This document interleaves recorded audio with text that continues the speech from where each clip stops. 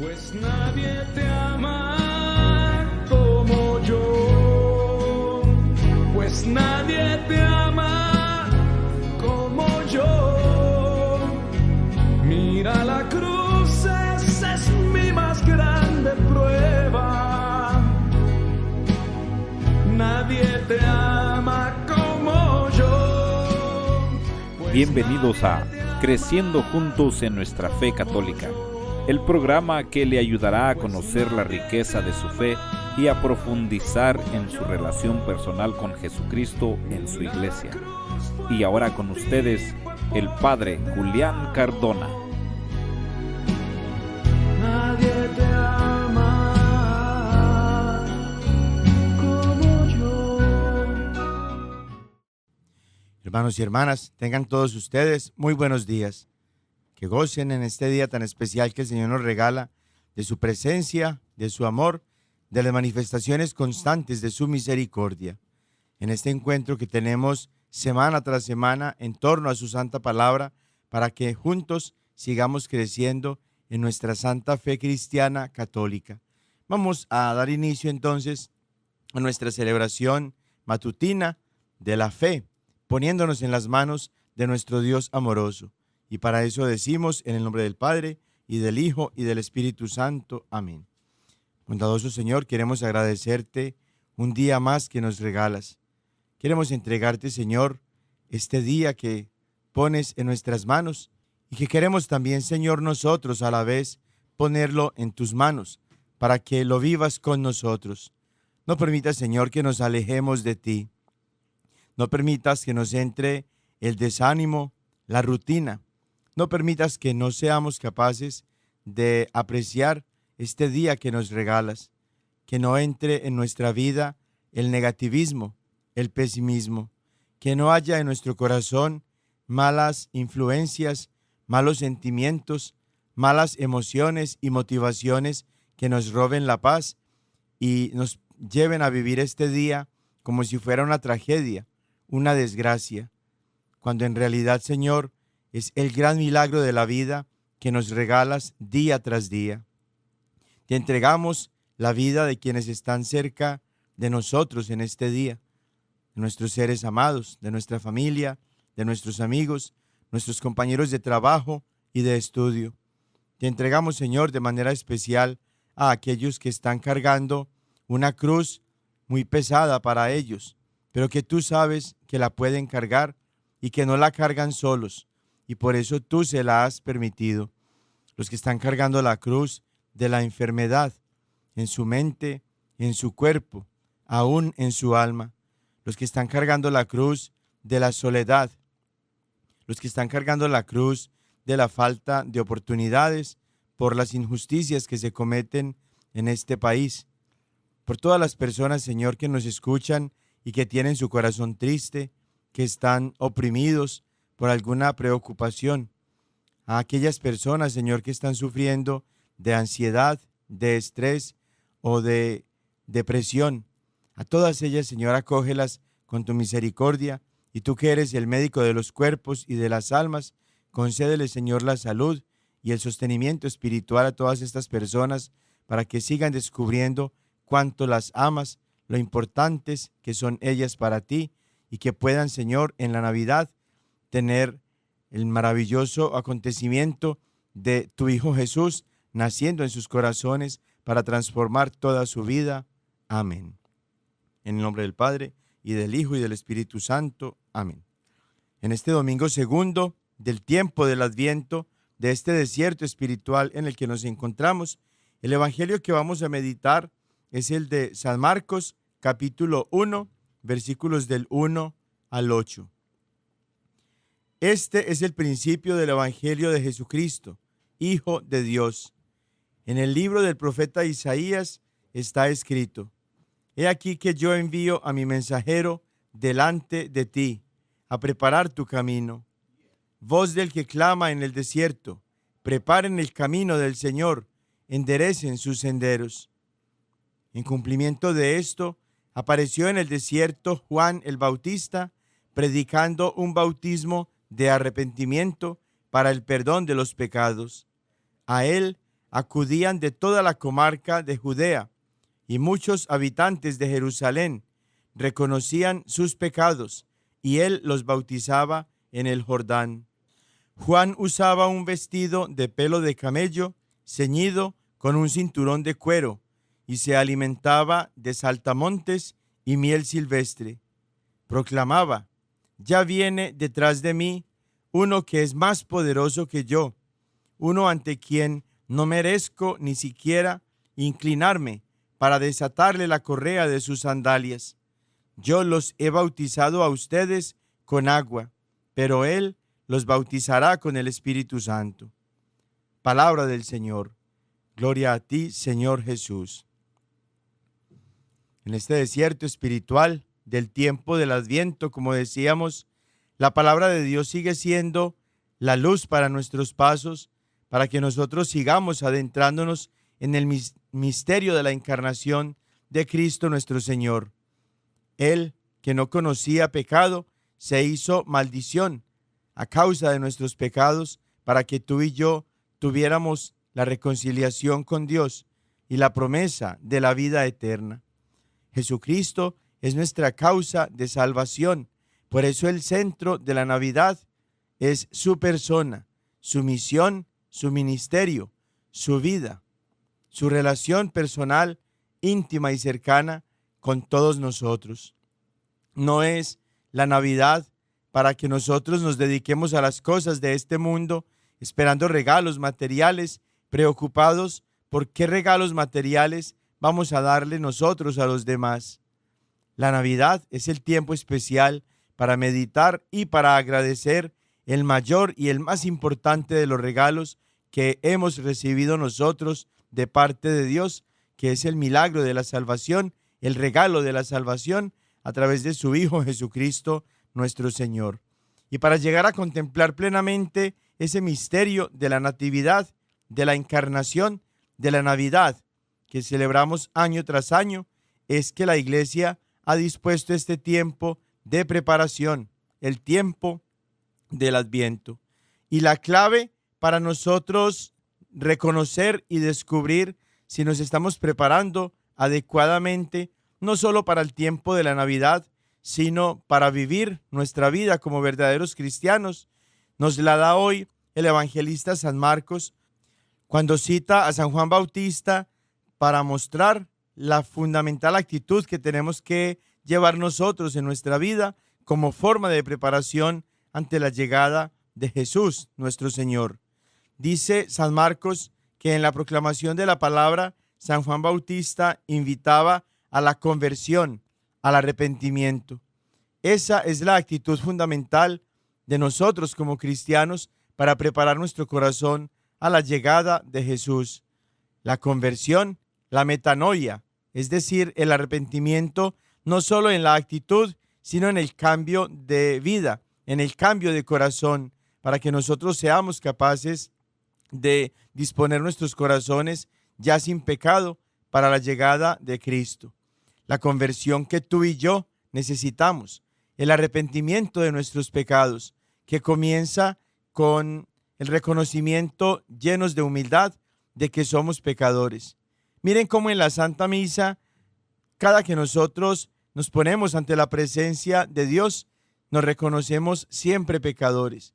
Esa parte inicial de la Santa Misa, que se conoce como el acto penitencial, nos prepara justamente con la humildad para que nosotros podamos reconocer nuestros pecados. Comenzamos a exponer públicamente que somos pecadores. Decimos sin tapujos, decimos sin ninguna clase de vergüenza: yo confieso ante Dios Todopoderoso y ante ustedes, hermanos, que he pecado mucho de pensamiento, palabra, obra y omisión. Esas 4 formas en las que nosotros podemos caer en el pecado acontecen en nuestra vida día tras día.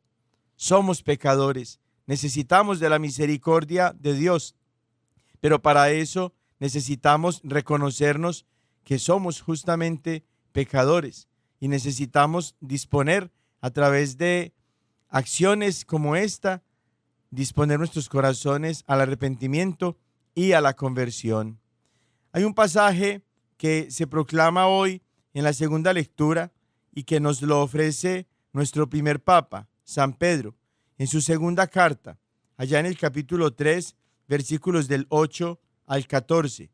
Y San Pedro nos está diciendo que no es que el Señor se tarde, como algunos suponen, en cumplir su promesa, sino que les tiene a ustedes mucha paciencia, pues no quiere que nadie perezca, sino que todos se arrepientan. Dios sabe que somos pecadores, por eso nos ha enviado a su Hijo Jesús. No es cierto que si te pasas a una secta, ya dejaste de ser pecador, ya no vas a tener pecados por el resto de tu vida. No es cierto. La palabra de Dios es insistente en mostrarnos y hacernos ver a nosotros que somos pecadores, que sí necesitamos la misericordia de Dios y que esa dinámica de nosotros ser pecadores y de tener que luchar contra las tentaciones y contra el pecado nos va a tomar el resto de nuestra vida. Por eso San Pablo en la carta a los Efesios habla de la vida cristiana como una batalla, como una lucha constante en la que nosotros estamos sometidos al fragor precisamente de las guerras y de las luchas espirituales en las que luchamos contra las tentaciones, luchamos para no caer en el pecado. Pero no podemos hacerlo nosotros solos, necesitamos la gracia de Dios. Pues esa gracia de Dios se nos da constantemente a nosotros en los sacramentos, en el sacramento de la Eucaristía, donde nos alimenta el cuerpo y la sangre, el alma y la divinidad de nuestro Señor Jesucristo. Se nos da también la gracia de Dios, la gracia santificante en el sacramento de la confesión. Por eso es muy importante la confesión frecuente, como un acto de humildad también para reconocer que somos pecadores y como un acto de obediencia a Cristo, que dejó establecido este sacramento para nuestra reconciliación con Dios. Obtenemos la gracia de Dios en las obras de caridad, en la oración, también en la meditación y en el estudio de la Santa Palabra. En los medios espirituales que Dios ha dejado en su iglesia es donde obtenemos los medios de salvación, los medios para la gracia de Dios.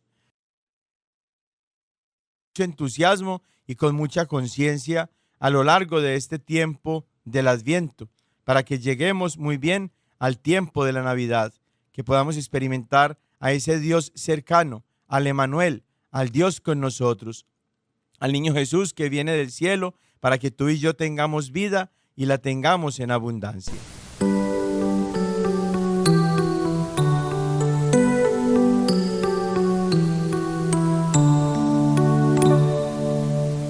Ven, Señor, no tardes tanto, que sin ti la vida es llanto. Ven, Señor, no tardes tanto. Ven, Señor, ya no tardes más.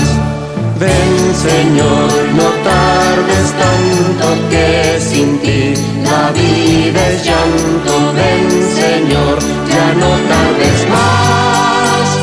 Como la Virgen María esperaba, en tu palabra espero, Señor. Como la Virgen María esperaba, en tu palabra espero, Señor. Maranatá, Maranatá, Maranatá, Maranatá. De las nubes llueva el Santo del cielo, ábrete tierra sedienta, brote de ti el Mesías. De las nubes llueva el Santo del cielo, ábrete tierra sedienta, brote de ti el Mesías. Ven, Señor, no tardes tanto, que sin ti la vida es llanto. Ven, Señor, no tardes tanto. Ven, Señor, ya no tardes más. Ven, Señor, no tardes tanto, que sin ti la vida es llanto. tardes más. Como la Virgen María esperaba, en tu palabra espero, Señor. Como la Virgen María esperaba, en tu palabra espero, Señor. Maranatá, Maranatá,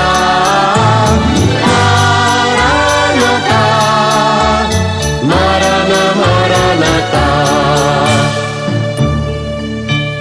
La Virgen espera con amor de madre que nazca de ella su niño, Verbo de Dios encarnado. San José escucha una voz del cielo, el ser que espera a María es del Espíritu Santo. Ven, Señor, no tardes tanto, que sin ti la vida es llanto. Ven, Señor, no tardes tanto. Ven, Señor, ya no tardes más. Ven, Señor, no tardes tanto, que sin ti la vida es llanto. Ven, Señor, ya no tardes más. Como la Virgen María esperaba, en tu palabra espero, Señor. Como la Virgen María esperaba, en tu palabra espero, Señor. Maranatá, Maranatá, Maranatá, Maranatá, Maranatá, Maranatá, Maranatá, Maranatá, Maranatá.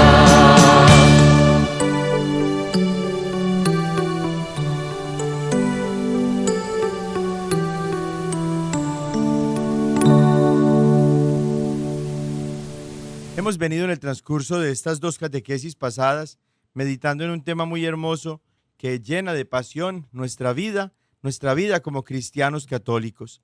¿Cuáles son las razones por las cuales nosotros seguimos siendo católicos? Perseveramos en la fe que nos dejó nuestro Señor Jesucristo. No nos alejamos de la iglesia de Jesús, sino que permanecemos en ella, porque con Cristo somos una sola cosa en su iglesia. Él es nuestra cabeza y nosotros somos miembros de su cuerpo. Terminábamos en la pasada catequesis hablando de la autoridad de la iglesia. ¿De dónde viene esa autoridad de la iglesia? Viene de Cristo. En pasajes tan hermosos y tan importantes como Mateo 28, versículos del 18 al 20, encontramos el fundamento de la autoridad que Cristo mismo le ha dado a su iglesia. Cuando dice Cristo allá en este pasaje, me ha sido dado todo poder en el cielo y en la tierra. Vayan pues y hagan discípulos a todas las gentes, bautizándolas en el nombre del Padre y del Hijo y del Espíritu Santo, y enseñándoles a guardar todo lo que yo les he mandado. Y he aquí, yo estoy con ustedes todos los días hasta el fin del mundo. Jesús, ya vivo y resucitado, después de haber ofrecido su vida por nosotros en la cruz, se declara a sí mismo como todopoderoso, como Dios todopoderoso. Dice él, todo poder me ha sido dado en el cielo y en la tierra. Jesús es Dios todopoderoso. Y ese poder de Cristo se lo ha otorgado a su iglesia. Por eso, después de reconocerse a sí mismo como Dios, los envía a ellos diciéndoles, vayan pues y hagan discípulos a todas las gentes, bautizándolas en el nombre del Padre, del Hijo y del Espíritu Santo. Es de Cristo, Dios Todopoderoso, desde donde procede la autoridad que tiene la iglesia para seguir la misión que Cristo recibió del Padre y que a la vez la iglesia ha recibido de Cristo. Y esa autoridad de Cristo está presente no solamente en las Sagradas Escrituras, como las sectas protestantes afirman, cuando creen ellas que todo lo que nosotros creemos está en la Biblia. Es decir, cuando afirman ellos que la única fuente de la revelación de Dios y por tanto la única fuente de la autoridad de la iglesia para predicar es la Biblia. Quizás para ellos sí, porque como decíamos la semana pasada, todas estas secticas, negocitos, changarritos, iglesitas piratas nacieron de la Biblia. El origen de todas ellas fue cuando un hombre se proclamó a sí mismo pastor protestante y tomó la Biblia y empezó a enseñarla a su propia conveniencia, predicando la palabra de Dios, pero sin haber sido enviado, sin haber sido escogido por Dios, sin haber sido consagrado por Dios. Pero la Iglesia Católica, que es la Iglesia de Cristo, ha recibido la autoridad de Cristo, de Dios Todopoderoso, en la Biblia, en la tradición apostólica y en la historia de la Iglesia que se manifiesta a través del magisterio. El magisterio de la Iglesia, en la que se hace presente la acción del Espíritu Santo en la voz de la Iglesia, en lo que la Iglesia declara, en lo que la Iglesia enseña, en lo que la Iglesia establece, por lo que decía Jesús en este pasaje que ya meditábamos, cuando dice, vayan y enseñen todo lo que yo les he mandado. Ese enseñar de la Iglesia es el magisterio. Y habíamos ya meditado en la primera de las fuentes de la autoridad de la Iglesia, que es la Santa Biblia. Citábamos los pasajes en primer lugar de Hebreos 4, 12 al 13 y a continuación de segunda carta a Timoteo, capítulo 3, versículos 15 al 17. Empezábamos ya meditando acerca de la tradición apostólica, que es la segunda fuente de la autoridad, la segunda fuente de la revelación que Dios ha dejado solamente a su iglesia, a la Iglesia Católica. La única iglesia que tiene tradición apostólica es la Iglesia Católica. La única iglesia que tiene historia es la Iglesia Católica. La única iglesia que tiene sucesión apostólica es la Iglesia Católica. Y ya meditábamos el pasaje de 2 Tesalonicenses capítulo 2, versículo 15, también 1 Corintios 11, 2 y 1 Corintios 11, 23a, donde se nos habla de las tradiciones de los apóstoles. San Pablo mismo está hablando de la tradición que él recibió y que a la vez él ha comunicado. Esa tradición apostólica que no es como piensan los hermanitos protestantes, que son tradiciones de hombres, sino que es la tradición de los apóstoles que viene desde Cristo, porque Cristo mismo instituyó a sus apóstoles. Es la segunda de las fuentes para la autoridad, a la vez también que para la revelación de Dios en su iglesia, en la Iglesia Católica.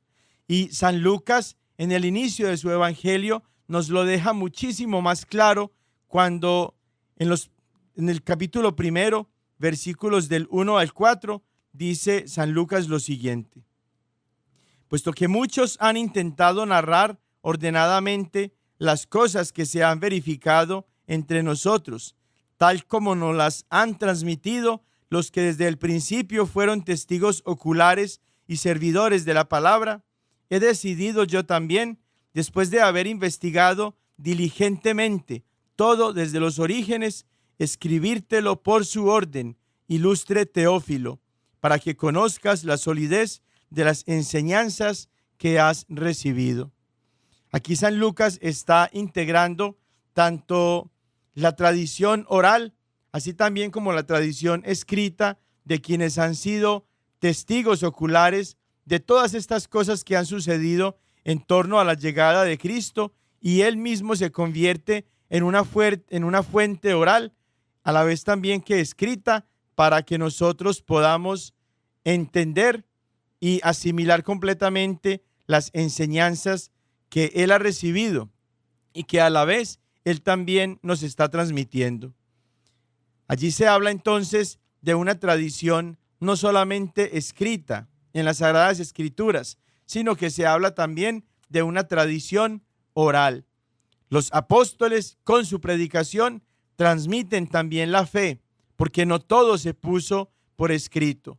Las cosas que no se pusieron por escrito pero que transmitían la fe, son parte de la tradición de la fe, pero son tradición oral.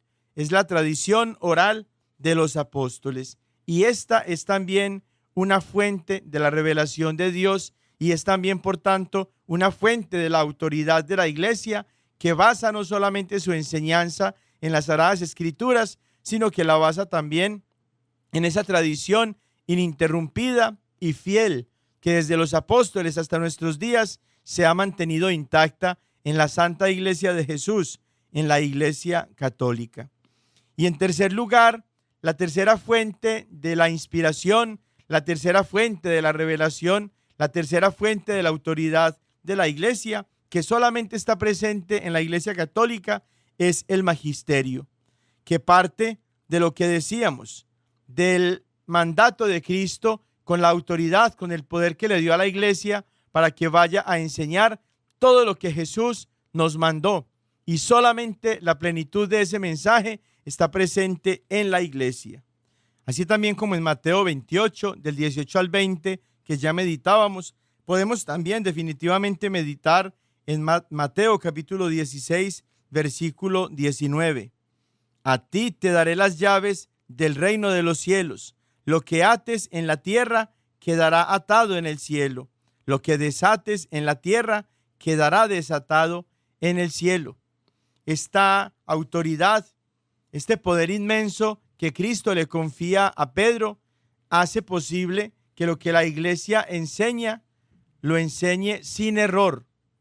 En términos de fe, el Papa es infalible, es decir, el Papa no se puede equivocar cuando enseña ex cátedra, es decir, cuando está enseñando con el poder que Cristo le ha comunicado para que lo que ate en la tierra quede atado en el cielo y lo que desate en la tierra quede desatado en el cielo. Es de la presencia del Papa como maestro, es de la presencia del Papa como representante de Cristo, de donde parte esta autoridad, de donde parte esta fuente de la revelación de Dios en el magisterio de la Iglesia. El Papa ha recibido ese poder y el Papa, en representación de la Iglesia, sigue enseñando como Cristo mandó a sus apóstoles. Sigue enseñando sin el miedo a equivocarse, es decir, con la infalibilidad que procede de saber que está recibiendo la inspiración del Espíritu Santo cuando enseña ex cátedra, cuando enseña en su calidad de pontífice, de papa, de vicario de Cristo. Lógicamente el Papa, como ser humano, tiene pecados. Él también se tiene que confesar con frecuencia y nos da un ejemplo hermosísimo el Papa Francisco cuando se confiesa ante cualquier sacerdote con mucha humildad y se pone de rodillas para confesarse pecador ante un sacerdote cualquiera. No tiene solamente un confesor el Papa, sino que ante cualquier sacerdote con quien se pueda confesar, lo hace porque él mismo se reconoce pecador.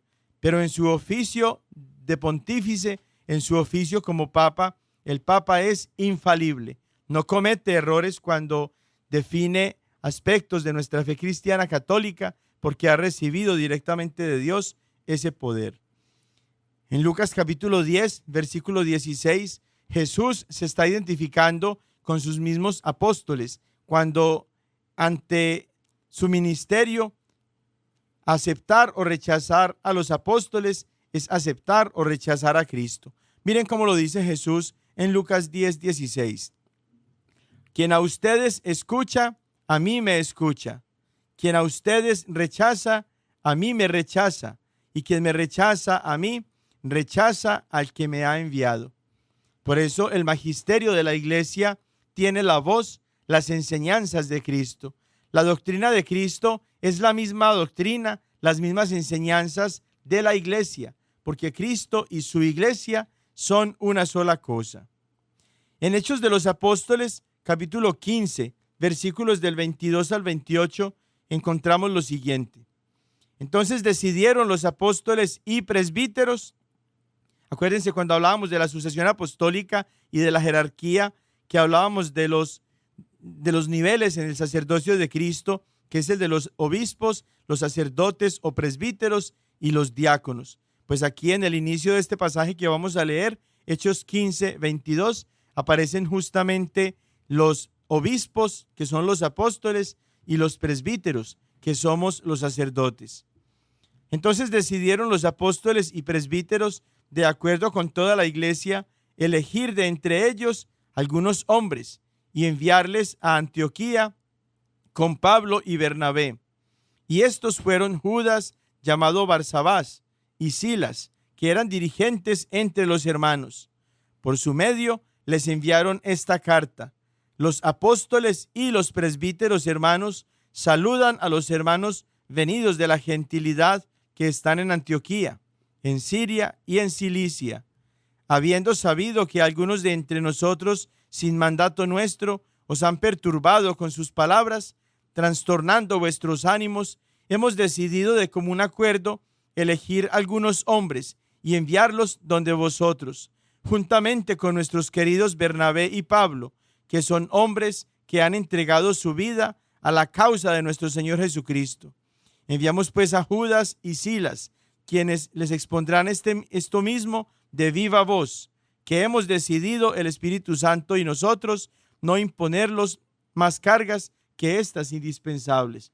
Aquí se ve entonces cómo la iglesia trabaja de la mano del Espíritu Santo cuando se trata de comunicar la enseñanza que viene de parte de Dios. El Espíritu Santo y nosotros hemos decidido. Qué expresión tan hermosa la que está en el versículo 28 de este pasaje de los Hechos de los Apóstoles, donde se nos manifiesta cómo la iglesia no trabaja sola y el Espíritu Santo no trabaja solo. La iglesia y el Espíritu Santo trabajan de la mano. Hermosísimo contemplar esa unidad entre Dios y la iglesia a través justamente de lo que Dios ha decidido comunicarle al ser humano y que se ha valido de la iglesia para que sea su portavoz, para que sea su mensajera en el mundo. La iglesia trabaja de la mano con el Espíritu Santo y por eso la enseñanza de la iglesia es la misma enseñanza de Cristo, inspirada por el Espíritu Santo. En Hechos capítulo 16, versículos del 4 al 5, se nos dice lo siguiente: conforme iban pasando por las ciudades, les iban entregando para que las observasen las decisiones tomadas por los apóstoles y presbíteros en Jerusalén. Las iglesias, pues, se afianzaban en la fe y crecían en número de día en día. Miren, hermanas y hermanos, que esto es un pasaje muy importante porque nos está mostrando que no todo está puesto por escrito en las Sagradas Escrituras, en la Santa Biblia. Claro que la Biblia es palabra de Dios. Claro que todo lo que se escribió en la Biblia es inspirado por el Espíritu Santo, pero no todo fue puesto por escrito. Y una muestra muy clara es la que nos ofrece este pasaje, que es el complemento, la culminación de todo ese capítulo 15 del libro de los Hechos de los Apóstoles, que narra el acontecimiento de la iglesia en lo que se llamó el Concilio de Jerusalén. Al final, en el capítulo 16, se muestra cómo las decisiones que los apóstoles y los presbíteros tomaron en el Concilio de Jerusalén se fueron comunicando a todas las comunidades locales que conformaban la iglesia de Jesús, la iglesia católica, y lo que se decidía allí en la iglesia en ese tiempo durante el Concilio de Jerusalén tuvo validez para todas las otras comunidades que estaban fuera de Jerusalén. Una sola iglesia, una sola fe. Y estas cosas que decidieron los apóstoles junto con los presbíteros no estaban en la Biblia. De hecho, lo que se decidía en la iglesia no estaba en la Biblia, no hace parte del contenido de la Biblia, y más sin embargo estaba en la tradición oral, en la tradición viva de los apóstoles que seguían transmitiendo esas enseñanzas, como nos dice la Sagrada Escritura, de viva voz. De tal manera pues que solamente las iglesitas piratas, las sectas, los changarritos, siguen basándose solamente en la Biblia y piensan ellas que la Biblia contiene la totalidad de lo que nosotros como cristianos creemos, y no es así. Junto con la tradición escrita, que son las Sagradas Escrituras, está también la tradición oral y está también pues el magisterio de la iglesia.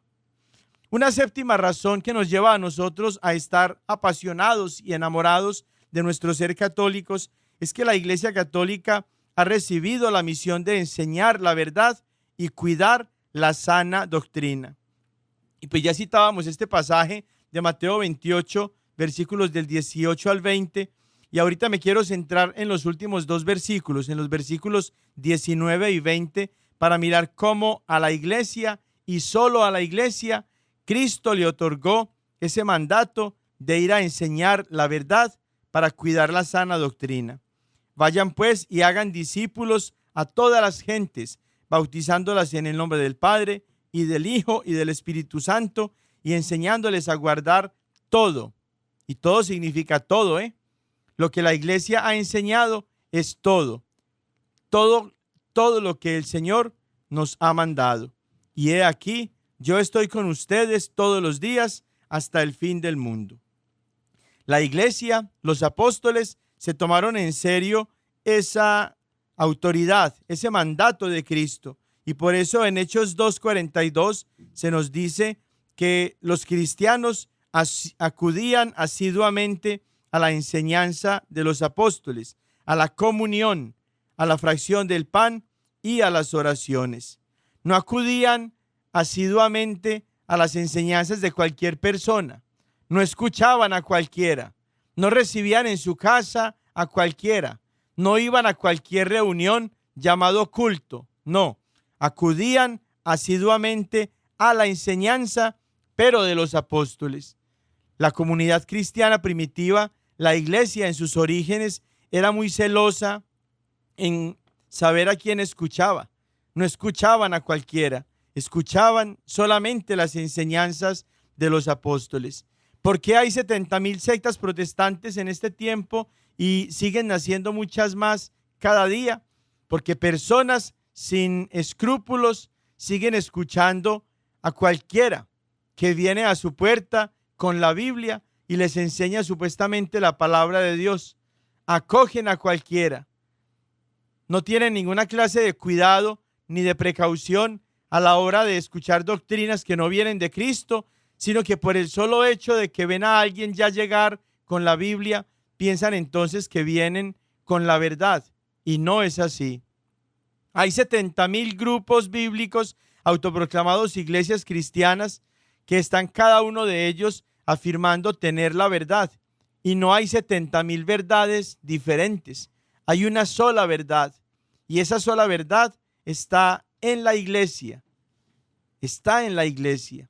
Si la verdad estuviera únicamente en las Sagradas Escrituras, todas estas 70,000 sectas, todos estos 70,000 grupitos estarían enseñando la misma verdad, porque todas ellas se basan en la Biblia.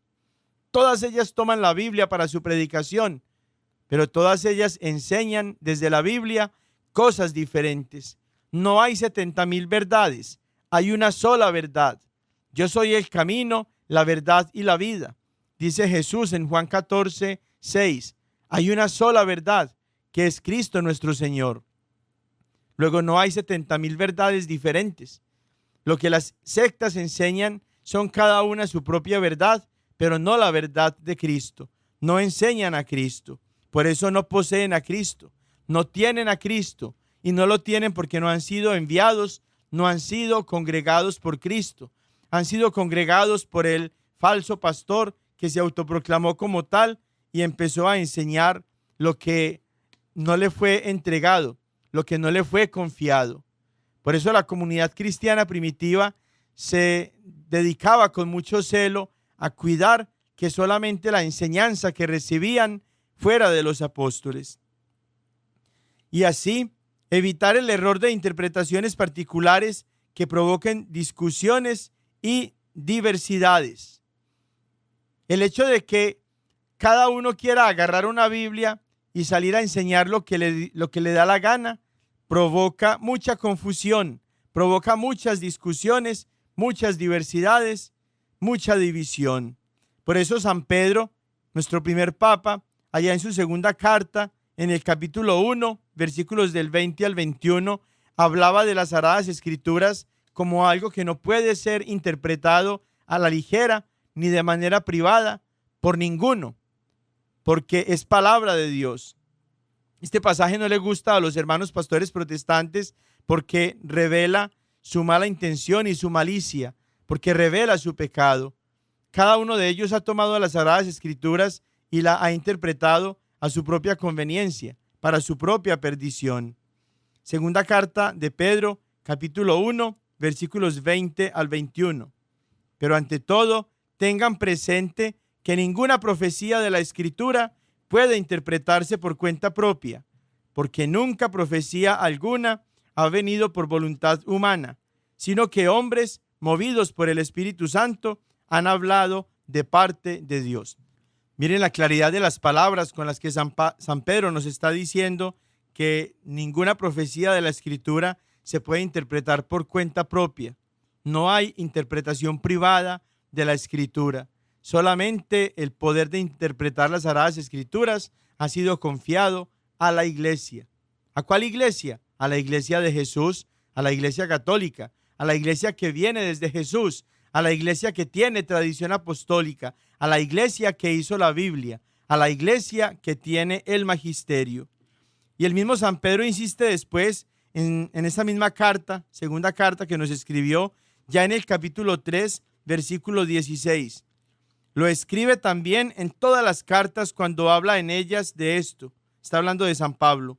Aunque hay en ellas cosas difíciles de entender que los ignorantes y los débiles interpretan torcidamente, como también las demás escrituras, para su propia perdición.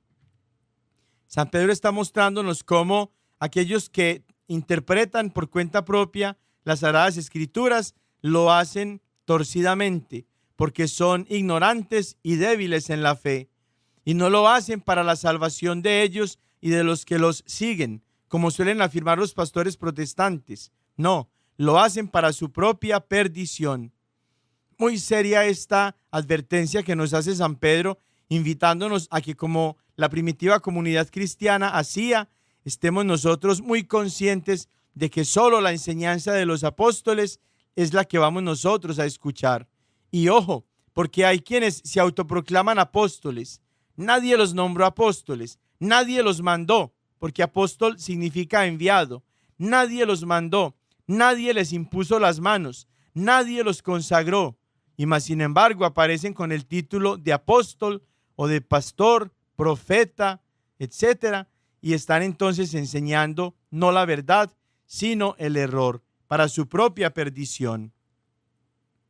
Sería muy bonito que los hermanos que acuden a esas sectas protestantes le preguntaran al pastor quién le impuso las manos, quién lo nombró, quién lo consagró, quién lo ordenó, quién le dio su autoridad, para que se encontraran con que nadie le impuso las manos a este mentiroso. Nadie lo nombró pastor. Él mismo se nombró pastor, apóstol, profeta, evangelista, para lucrarse de la fe, para vender el evangelio, para convertirse en un mercader de la fe, para ofrecer una salvación falsificada, una salvación pirata, una salvación torcida, una salvación que lleva en realidad a la perdición propia y a la de aquellos que lo siguen, porque no viene de Dios.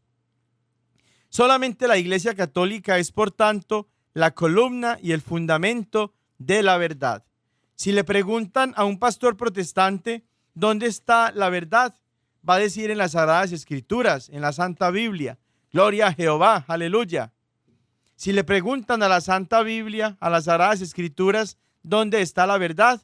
La Biblia va a decir en la iglesia. Miren qué enseñanza tan contraria a la de la palabra de Dios, la de los pastores protestantes.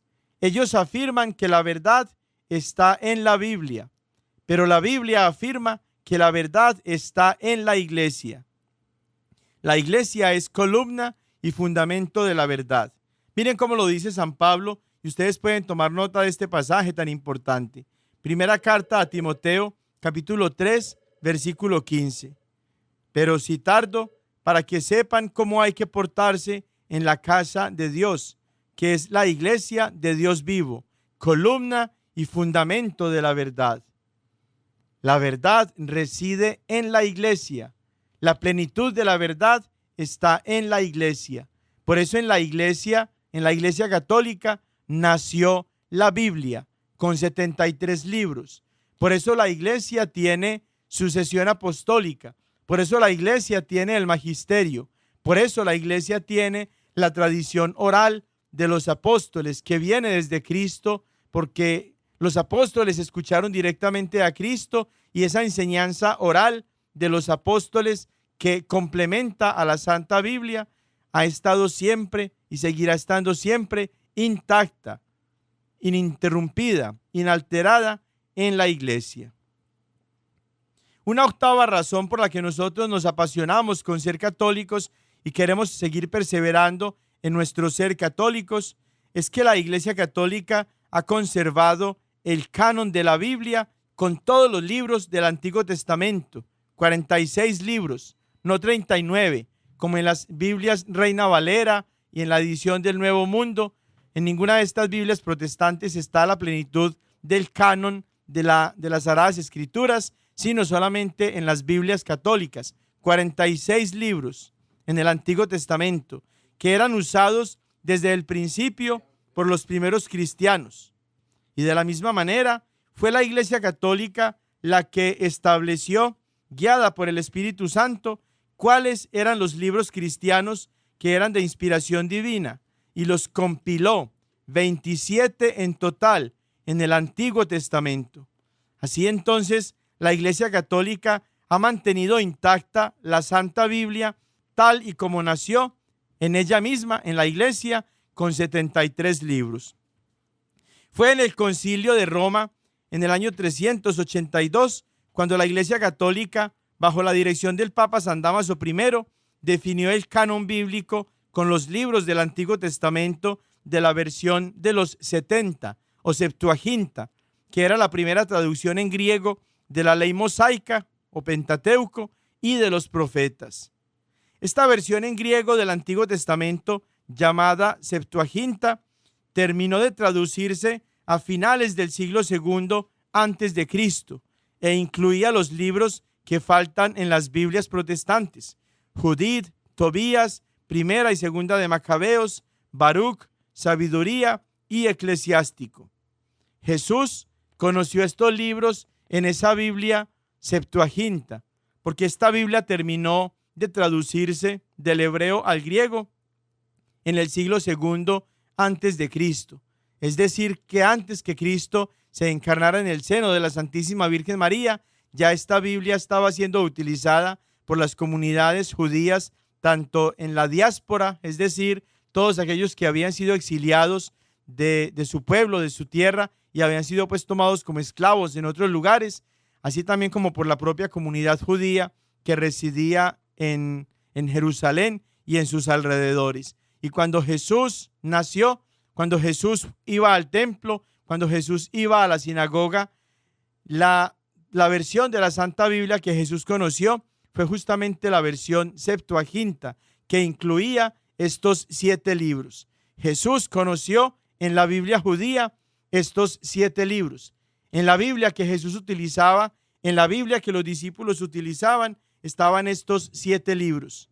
En la Biblia judía de Jesús y de los apóstoles había 46 libros, no 39, como las Biblias protestantes, chafas y piratas que tienen ahorita los protestantes. Una vez terminada esta versión de las Sagradas Escrituras de esta Biblia judía, fue considerada por el pueblo judío como la Sagrada Escritura, tal como la conoció el Señor Jesús. Estos escritos fueron fundamentales para los primeros cristianos, tanto de origen hebreo, los judíos pues, como de origen gentil, es decir, aquellos que no estaban haciendo parte del pueblo de Dios, del primer pueblo de Dios, pero que fueron acogidos en el nuevo pueblo de Dios, en la iglesia, y que provenían de países gentiles, o sea, de países que no tenían origen hebreo, origen judío. La Septuaginta fue reconocida por la naciente iglesia por la Iglesia Católica, que apenas estaban haciendo en esos primeros años después de la resurrección de Cristo, y fue leída con devoción, y fue leída con la devoción reservada a la revelación de Dios. Sabían los primeros cristianos que esos libros, esos 46 libros, habían sido utilizados por nuestro Señor Jesucristo, tanto en su vida de oración como en sus enseñanzas, así también como los apóstoles habían utilizado esos mismos libros de la Biblia, y por eso los leían con mucha devoción, los consideraban y los reconocían como la revelación de Dios. Esta versión fue traducida del griego al latín por San Jerónimo, en lo que se conoció como la Vulgata, por encargo de la Iglesia. Posteriormente, los concilios regionales, tercero de Hipona, del 393, tercero de Cartago, en el 397, y cuarto en Cartago, en el 419, en los cuales participó San Agustín, aprobaron definitivamente dicho canon, el canon de la Santa Biblia, con 73 libros, no con 66, como es la Biblia de la bestia del Apocalipsis, la Biblia del 666, la Biblia con 66 libros. En el año 405, esta lista fue enviada por el Papa Inocencio al obispo Exuperio de Tolosa, que hoy es Francia, donde aparece el canon bíblico con los 73 libros ya existentes.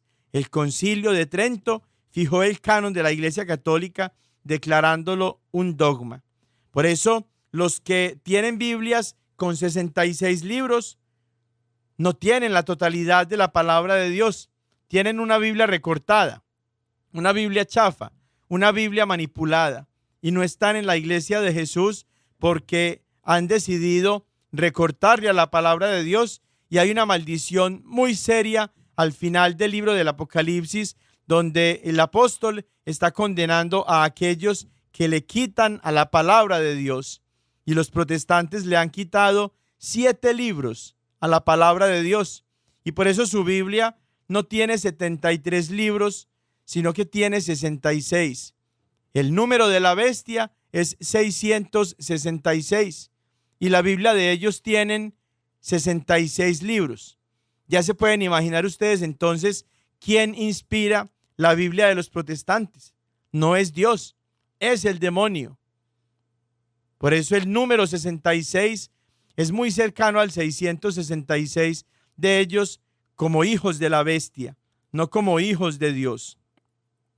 La palabra canon se utiliza para nombrar al conjunto de los libros que fueron inspirados por el Espíritu Santo y que tienen, por tanto, origen divino. Son reconocidos como palabra de Dios y entraron a formar parte de la Santa Biblia. Un aspecto que hacía difícil determinar el canon bíblico es que la Biblia en sí misma no nos da una lista de los libros que debían estar incluidos en ella. Definir el canon de la Biblia fue un proceso largo que tuvo como protagonistas primero a los líderes religiosos del pueblo judío para el Antiguo Testamento, y más tarde fue completado por los primeros cristianos de la única iglesia existente ya desde aquellos tiempos, que era la Iglesia Católica. Pero todo esto fue posible gracias a la acción del Espíritu Santo que el Señor Jesús nos había prometido cuando dijo: cuando venga Él, el Espíritu de la verdad, los guiará hasta la verdad completa. Juan 16:13. El Espíritu Santo guió a la iglesia en este proceso del establecimiento del canon bíblico. Y por eso la iglesia no se equivocó cuando escogió 73 libros como inspirados por el Espíritu Santo. Más tarde llegó el espíritu del mal, el demonio, e inspiró a Martín Lutero y después de él a los otros pastores protestantes para que no tuvieran una Biblia con 73 libros, sino con 66. Ellos no tienen, por tanto, la verdad completa, porque tampoco tienen la Biblia completa. Qué pesar, ¿no? Qué tristeza. Por eso seguimos orando por ellos y los amamos mucho y queremos que ellos vengan a la iglesia de Jesús, que estén pastoreados por el pastor verdadero, que dejó Cristo señalado en su iglesia, como lo vamos a ver más adelantito, el Papa, el representante de Cristo en la tierra, la cabeza visible que el mismo Cristo ha dejado en su iglesia. Porque Jesús mismo quiere que al final haya un solo rebaño guiado bajo un solo pastor. Hay al menos 70,000 rebaños diferentes, cada uno de ellos guiado por un pastor mentiroso, un pastor lobo, un pastor que no está señalado por Cristo. Pero lo que Cristo quiere es que haya un solo rebaño, su rebaño, en el que estén todas sus ovejas guiadas, pastoreadas por un solo pastor, por el pastor que el mismo Cristo ha señalado, ha establecido para su rebaño, para su iglesia. Una novena razón que nos llena de mucha alegría cuando nosotros contemplamos nuestro ser católicos es que la Iglesia Católica es la única que mantiene los 7 signos sacramentales de la gracia de Dios, los sacramentos. Los sacramentos son signos externos de la gracia interior instituidos por Cristo para nuestra santificación. Solamente en la Iglesia Católica están presentes plenamente estos 7 signos sacramentales, los sacramentos. En la mayoría de las iglesitas de los changarritos protestantes solamente tienen el bautismo y el matrimonio. Y el matrimonio es simplemente la unión civil que haría cualquier juez, pero no es un sacramento.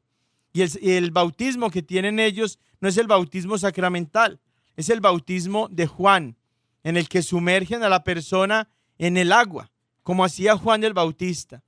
Pero escuchamos en el Evangelio de hoy, Marcos 1, del 1 al 8, cómo San Juan Bautista está hablando de su bautismo en contraposición con el bautismo de Cristo, porque el bautismo de Juan es un simple bautismo de agua, pero el bautismo de Jesús es el bautismo en el Espíritu Santo y por eso es el bautismo sacramental. Ese bautismo es del que nos habla el capítulo 28 de San Mateo en el versículo 19, que ya nosotros leíamos hace un ratito. Vayan pues y hagan discípulos a todas las gentes, bautizándolas en el nombre del Padre y del Hijo y del Espíritu Santo. En griego, baptizein significa sumergir. Bautizar significa entonces sumergir. Juan sumergía a los que bautizaba en agua, pero Jesús sumerge a los que son bautizados por su iglesia en el Espíritu Santo. Ese es el bautismo sacramental. Ese es el primero de los signos sacramentales, de los signos de la gracia de Dios que tiene la Iglesia Católica. También el sacramento de la confirmación. Cuando los apóstoles oyeron cómo había recibido Samaria la palabra de Dios, enviaron a Pedro y a Juan, los cuales, bajando, oraron sobre ellos para que recibieran el Espíritu Santo, pues aún no había venido sobre ninguno de ellos. Solo habían sido bautizados en el nombre del Señor Jesús, es decir, tenían solamente el sacramento del bautismo, pero necesitaban también el sacramento de la confirmación. Entonces les impusieron las manos y recibieron el Espíritu Santo. Eso lo encontramos en Hechos 8, versículos del 14 al 17. Además del bautismo en el nombre del Señor Jesús, es decir, el bautismo con el poder de Jesús, en el nombre del Padre, del Hijo y del Espíritu Santo, que Jesús le mandó a sus apóstoles, era necesario también para recibir la plenitud del Espíritu Santo, el sacramento de la confirmación.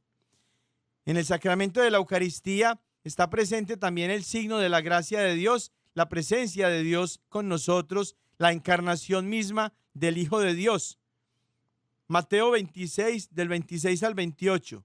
Mientras estaban comiendo, tomó Jesús pan y lo bendijo, lo partió y dándoselo a sus discípulos, dijo: tomen y coman, este es mi cuerpo.